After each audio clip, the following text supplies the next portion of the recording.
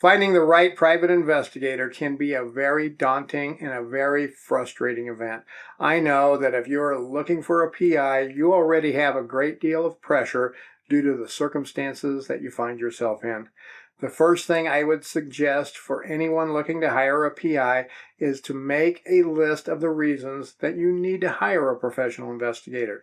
This list may be very short or it could be very long, but it will help when you discuss the issues at hand with the PI. An example for your list for a case where you think your spouse is cheating might look something like this.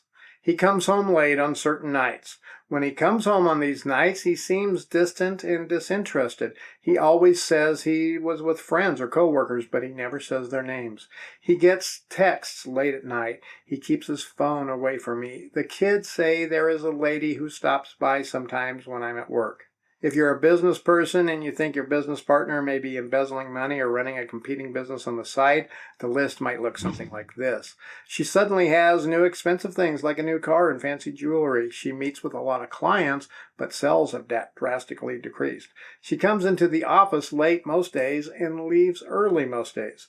Your list needs to have some details like these examples so you can give that to the prospective PI so they can thoroughly evaluate the case and decide what course of action may be necessary.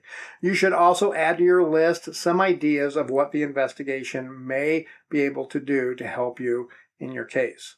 For instance, in a cheating spouse or a child custody case, surveillance is often prudent, as well open source intelligence or OSINT investigations might be appropriate. For a business fraud case, surveillance may also be relevant, as well OSINT and a comprehensive background for all those involved. This video is sponsored by OREP Insurance and Working PI Magazine. OREP is a leading provider of private investigator liability insurance. Visit orep.org for a quote today. Now you need to find that perfect professional private investigator. The next step for you is to prepare yourself. You must be prepared. You need to talk to 3 to 5 potential investigators, and you will need to relive and tell your story to each of them. So this will take some time, and it can get very emotional. When talking to private investigators, keep in mind their primary goal is to close the sale. After all, that is their job when they're on the phone talking with prospective clients. Your job, though, is not to find the PI the quickest, but to find the one that is the best fit for your needs. You, like most people searching for a PI, have probably never done this before and most likely will never have to do it again. So finding the right one the first time is your highest priority. Now, you need to sit down in a quiet place away from distractions and get on the internet and start your search. For most cases, I suggest you start with your state Private Investigators Association. Here in Colorado, that is the PPIAC, Professional Private Investigators Association of Colorado. I will leave a link down below for the PPIAC. I'll also leave a link for a recent newsletter article that I published that had a comprehensive list of state PI associations for you to reference. When you go to these association websites, you will usually find something like Find a PI or the member list or something that references how you can find a PI in that area. Inside there, you will usually be able to drill down to PI investigation specialties, geographical areas, and you can see the members' profiles that show everything they do and what areas they cover. One thing you need to keep in mind, there's no PI that truly does everything. Most PIs specialize in a few types of investigations. However, some may list just about everything under the sun and some things you've never heard of, just so they can appear to have more expertise than others than what they really have. They are usually hoping to get calls where they can refer clients to another PI and hoping to get a referral fee or a kickback from that PI. If you see a PI's profile that looks something like this, then you might want to be a little skeptical as to whether they have any true specialties, and you may want to vet them even more carefully. As well, if their profile shows the same for geographical areas and lists every town in the state, especially for larger states, there might be some concern there, as well, as most PIs tend to work within about an hour or so of their office or their hometown. Now, to be sure, there are some PIs out there, there are some firms that do cover an entire state and specialize in many types of investigations, but those are usually larger PI firms with many investigators, and there's not really a whole lot of those larger firms out there. Now you need to pick at least 5 PIs or firms to look at. Jot down their names, their investigative specialties, that fit your needs, their phone numbers, and their websites. For each of these PIs, you should review their website and see if it is professional and speaks to handling your type of case. Really give it a good, thorough reading. You also want to check with your state licensing authority and make sure they are licensed as required and their license is in good standing, and if they have any complaints that have been filed against them. You should also do an internet search for them to see if there are any news stories about them and look at online reviews. These can be very telling, but can also be a little deceptive at times. Keep in mind, customers are 20 times more likely to leave a bad review for perceived poor service than leave positive reviews for good service. So if you see a PI has 5 or 6 reviews and 4 or 5 of them are 5-star ones and there's one that's a 1-star one, you might just want to ask the PI about it when you talk to him about it. It may not be that big of a thing. From your research, you should now be able to make a list from 1 to 5. If any of them just came across in your research as a definite no, then scratch them off your list now. You should now start calling the PIs, starting with number 1 and then go on down the list. If you have to leave a message, and many times you will have to leave a message as most PIs are working on other cases, make note of the time that you left the message. I would suggest your message be brief, but give enough detail so they have a good idea of your needs. Something like, "Hi, my name is John. I wanted to talk to you about conducting a fraud investigation for our company. We think we might have an issue with one of the managers that's stealing items or possibly money. Please call me at your earliest convenience at 123-456-7890.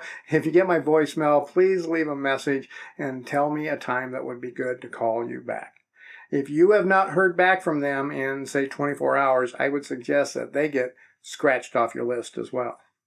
When you speak with the private investigators, you need to give them as much detail as you can without specifics like people's names, addresses, etc., so they can evaluate your particular situation. You should take note of the things and questions that the PIs ask you. Do they seem to be listening? Do they come up with potential solutions for your case, or do they just throw out some generic quote? If they reiterate things that you said, that's a good sign. It shows that they are listening and trying to ensure that they understand. If they just listen and when you're done talking, they just say, "We can start that investigation for X dollars," they may not be the best fit for you. Every case a PI takes should have its own investigative plan. Yes, there are a lot of similarities, but there are a lot of specifics for each case too. Too many times I see PIs that just give a starting price. "We can start that case for $1,000. What they often really mean is they will get that initial retainer fee, then build a case plan using that retainer fee just to cover their time building the plan, do a little snooping around, and then they keep coming back for more money time and time again. Your best bet is a professional investigator that can give you a good idea of what the entire investigation will cost and will entail, or at the very least what a starting point really looks like in detail. For instance, a fraud case may be initiated with, let's say, a $2,500 retainer. That will include comprehensive backgrounds on the 2 individuals in question, 3 days of surveillance, report time, and other research. And after that, dependent on our findings, we may need to discuss further investigation as necessary. Make note of what they offer and don't make that decision on the fly. You want to discuss this with other potential PIs, and then you may need to go back for follow-up questions. One of the most important pieces of information you should get from them while interviewing them is what type of insurance do they have and what type of bond do they have.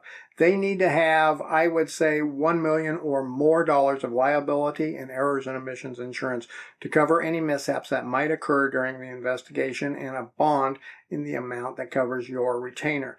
The bond really protects you, the consumer, if they run off with your retainer and never do any work. You can then go after that bond. You then should use all the information from each one of the PIs, formulate a list of follow-up questions, and call each one back and ask them those follow-up questions. Now you should have a good idea what each of them has to offer, and hopefully you can narrow it down to 2 to 3 PIs. Your final decision may be based on experience, price, gut feel, or even a combination of a lot of things that you've considered. If you have vetted them out well, you should be able to enter into an agreement with them with a fair amount of confidence. Next, we will discuss what your next steps are and what you can expect from the PI as the case evolves. Go down really quick, hit that thumbs up button, hit that subscribe button. That really helps the channel out a lot. You have now decided on the PI to use.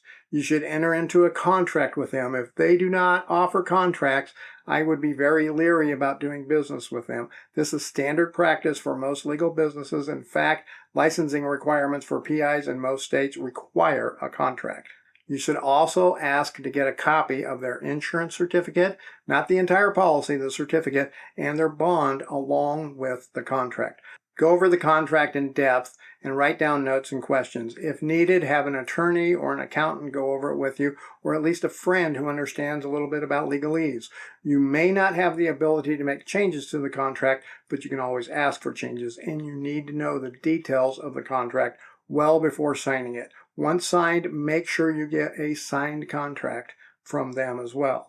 You should expect to see things in the contract like the hourly rates, how your money is going to be spent, summary details of the investigation, reporting expectations, cancellation clause. If you want to cancel, you want to be able to get out of it, and other legal matters. During the investigation, you should be able to get progress updates as well, so you want to discuss this with the PI. After the investigation, you should get a report of findings along with video, photo, or other evidence that's gathered within a reasonable time frame. I would say 48 hours. You should discuss this with the private investigator so you know what to expect. You need to keep in mind your professional private investigator is a finder of the fact.